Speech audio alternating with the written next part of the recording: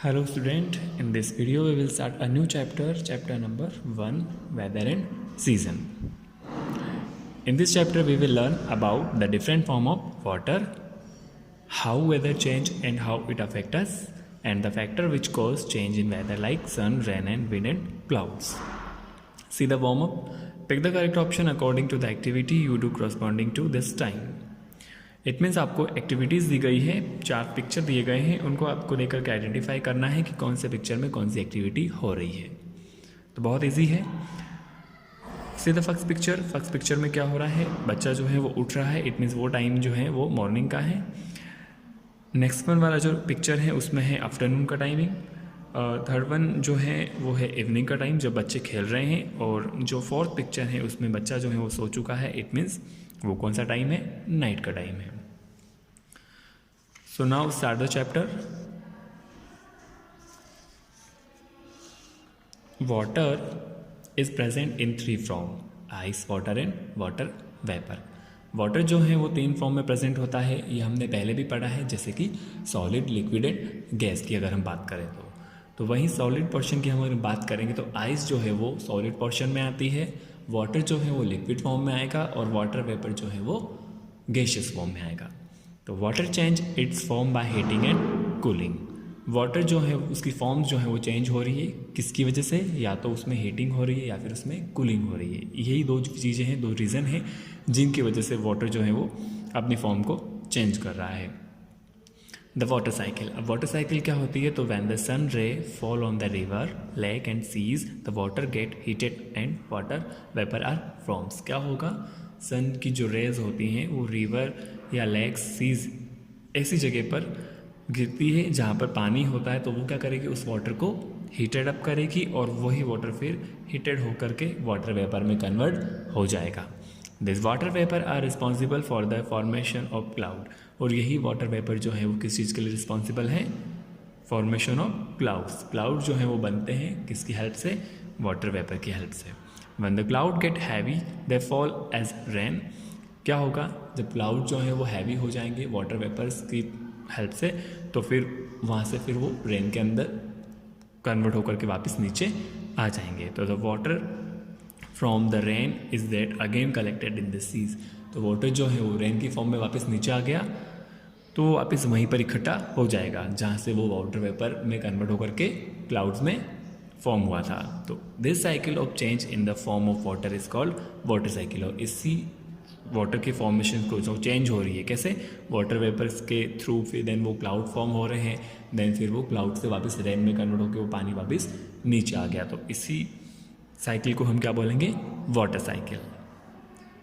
Changing weather. अब हम बात करेंगे चेंजिंग वेदर की, मतलब मौसम में जो चेंजेस हो रहे हैं, जैसे कि weather change due to many reason such as because of sun, rain, cloud and winds. मौसम में कई कारणों की वजह से चेंजेस हो सकते हैं, जैसे कि सन है, रेन है, क्लाउड है और विंड्स. ये 4 चीज़ें जो हैं वो अफेक्ट करती है वेदर को. In India we have many season such as summer, rainy and winter. India की अगर हम बात करें तो इंडिया में बहुत सारे सीज़न होते हैं, जैसे कि यहाँ पर समर भी हैं, रेनी भी है, विंटर भी हैं, यहाँ पर कई सारे मौसम्स हैं. So by this fact we understand the weather change from day to day. तो इसी फैक्ट को समझते हुए हम अब समझेंगे कि जो वेदर है वो कैसे डे टू डे चेंज होता है इनकी अफेक्शन की वजह से. जैसे कि सन अब कैसे अफेक्ट करेगा वेदर को, तो the sun affect the weather. तो the sun change its position throughout the day. क्या होगा, सन जो है वो थ्रू आउट द डे, पूरे दिन अपनी पोजीशन को चेंज करता है. जैसे हम अगर बात करते हैं मॉर्निंग में सन का जो प्लेस होता है वो कहीं और होता है, आफ्टरनून में फिर वो चेंज करेगा अपनी पोजीशन, देन लास्ट इवनिंग तक भी वो अपनी पोजीशन को चेंज करता है. During morning and evening the rays are slanting so we do not feel uncomfortable at both instances. अगर हम मॉर्निंग और इवनिंग की बात करें तो सनरेज जो होती है वो स्लैंटिंग होती है, तो उसकी वजह से हम बहुत ज़्यादा अनकम्फर्टेबल फील नहीं करते हैं, मतलब इतनी ज़्यादा उस समय गर्मी नहीं होती है.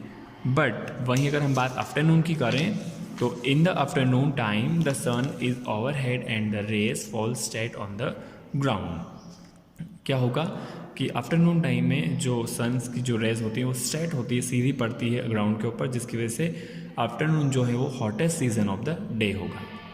सो when the position sun change it affect the weather. तो जैसे ही सन है अपनी पोजीशन चेंज करता है तो ये सीधा सीधा डायरेक्टली वेदर को भी अफेक्ट करता है। Now the wind affect the weather. अब हवा जो है वो वेदर को कैसे अफेक्ट करती है? तो the a violent disturbance in the atmosphere because of strong wind and rain from a storm. क्या होगा? एटमोसफेयर के अंदर एक वॉयलेंट डिस्टर्बेंस हो जाता है। किसकी वजह से? जब बहुत ज़्यादा तेज़ हवाएं और तेज़ बारिश होती है तो उसको हम क्या बोलते हैं? स्टॉर्म, मतलब तूफान। Storm can अप्रूट trees and shatter the roof of houses. और स्टॉर्म जब आता है तो वो जो पेड़ होते हैं उनको भी जड़ों सहित नीचे गिरा देता है, उखाड़ देता है। साथ ही साथ जो घरों की छतें होती है वो भी डिस्ट्रॉय हो जाती है। सो ऐसे विंड जो है वो भी वेदर को अफेक्ट करेगी। नेक्स्ट वन, क्लाउड की बात करें तो क्लाउड जो है वो कैसे अफेक्ट करेगा वेदर को? तो cloud back the sun ray and we feel slightly cold at that time. Cloud जो है वो क्या करते हैं? सनरेज को ब्लॉक करने का काम करते हैं, ब्लॉक कर देते हैं तो फिर हमें क्या लगता है? उस समय कोल्ड जैसा फील होगा, ठंड लगेगी। When the cloud surrounded the sky in the night, we feel warmer because at this time the cloud block the warm air। तो क्या होगा कि जब क्लाउड जो है वो रात के समय स्काई के अंदर होते हैं तो वो भी क्या करते हैं? फिर हमें गर्म गर्म महसूस होता है। दैट्स बिकॉज क्योंकि क्लाउड जो है वो गर्म एयर को, वार्म एयर को क्या करते हैं? ब्लॉक कर देते हैं, जिसकी वजह से हमें गर्माहट फील होती है। So cloud are responsible for the rains. और साथ ही साथ क्लाउड्स किस चीज़ के लिए रिस्पॉन्सिबल है? ये हमने पहले पढ़ा वाटर साइकिल में। किस चीज़ के लिए? रेन के लिए, मतलब बारिश जो है वो क्लाउड के हेल्प से ही होती है। Next one is the rain affect the weather. अब रेन कैसे अफेक्ट कर सकती है वेदर को? तो the rain causes change in weather. When it rain that part become cool, rain is good for crop and so much rain causes damage to the crop। Rain जो है जहाँ पर गिरती है वो पार्ट हमेशा कैसा होगा? ठंडा होगा, वहाँ पर ठंड महसूस होगी। साथ ही साथ रेन जो है वो बहुत ज़रूरी है किसके लिए? क्रॉप्स के लिए। But too much rain causes damage to the crop. पर कई बार बहुत ज़्यादा बारिश हो जाने की वजह से भी क्रॉप जो है वो डैमेज हो जाती है। Lack of rain causes drought, all living being affect because of drought. अगर हम ड्रॉट की बात करें तो क्या कैसे होगा ड्रॉट? सूखा कैसे पड़ता है? जब बहुत कम बारिश होती है तो उसकी वजह से क्या हो जाता है? सूखा पड़ जाता है, फिर क्रॉप जो है वो ग्रो नहीं हो पाएगी और ये सब चीज़ें अफेक्ट करेगी लिविंग बींग्स को। क्योंकि हम जो लोग हैं लिविंग बींग्स जो हैं वो डिपेंडेंट है किसके ऊपर? रेन के ऊपर। क्योंकि रेन होगी तभी हम क्रॉप्स को ग्रो करवा पाएंगे और क्रॉप्स होगी तभी हम हमारे लिए फूड को लेके आ पाएंगे। तो फूड जो है वो ज़रूरी है सबके लिए। अगर सूखा पड़ेगा तो फिर हम लोग क्रॉप्स भी ग्रो नहीं कर पाएंगे और फिर लोग इससे अफेक्ट होंगे। Sometime to much rain causes flood. और कई बार बहुत ज़्यादा बारिश हो जाती है तो बहुत ज़्यादा बारिश भी किस चीज़ का कारण बन जाती है? फिर फ्लड आ जाएगी, बाढ़ आ जाएगी और बाढ़ भी फिर लोगों के जीवन को काफ़ी डिस्टर्ब करता है।